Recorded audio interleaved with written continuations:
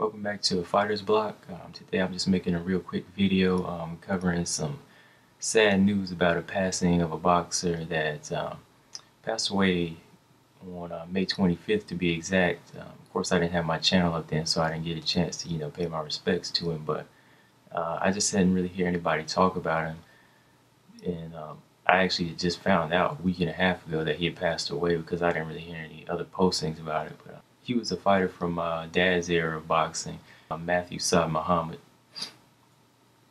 He was one of those fighters that my father always talked about during that golden era of the light heavyweight division back in the day when he was growing up. And Saad Muhammad, he was known as as an exciting fighter. He would always, he was really putting those wars. When he was in the ring, he would really try to, make a great fight. And my dad put me on him and schooled me on how hard a puncher he was and how you could take punishment and just bounce back and come back with the win. Well, Muhammad, he won the light heavyweight title from another fighter that was a really good light heavyweight named Marvin Johnson. He won it by 8th round knockout. He defended the title until he lost it to Dwight Muhammad Quawi, and then he lost again in the rematch. But from there, he wasn't really seen too much after, and he didn't really win too many more fights after. But he was still put on those wars, whether he win or lost. He was always kind of a slugger and tried to make an exciting fight. He even took a crack at MMA back in the 70s. So he was definitely a guy with a lot of heart, and he was a real tough fighter. Afterwards, after his fight career ended, he became a trainer for a while, and he worked with some different fighters.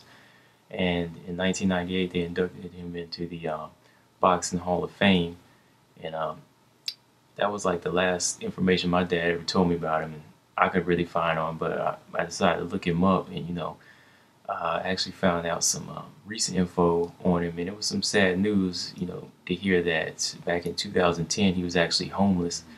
And he was living in a shelter. And throughout those years, he was getting kind of, his health wasn't at its best, and he was really on the downside now. So it was just sad to hear that he was now living in a homeless shelter.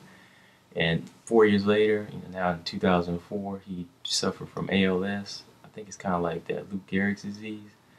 And he passed away on May 25th. I really think it's sad when fighters disappear like this, and they just turn homeless from like bad financial choices, or bad contracts that just don't take care of them. Like after a fight, they just tend to after they lose, they just tend to disappear, or sometimes like whenever they get into a fight, that money's they're not really paid the money that they deserve for what they go through. That's why I have to say I do respect Floyd Mayweather as a businessman, more so, just because he wants to retire comfortably, and he understands that no fan is really going to look out for you after you retire, especially if you retire in bad condition. You just sort of disappear off the fans' radar. But he understands that absorbing a lot of punishment to win fans sometime isn't that important. So I really just hated to hear that's how his life had ended, and the way he kind of suffered being homeless. But I just wanted to give everybody a good look back at a quick look back at Saad Muhammad. Pay my respects to a great light heavyweight. Rest in peace, Saad Muhammad. You will be missed.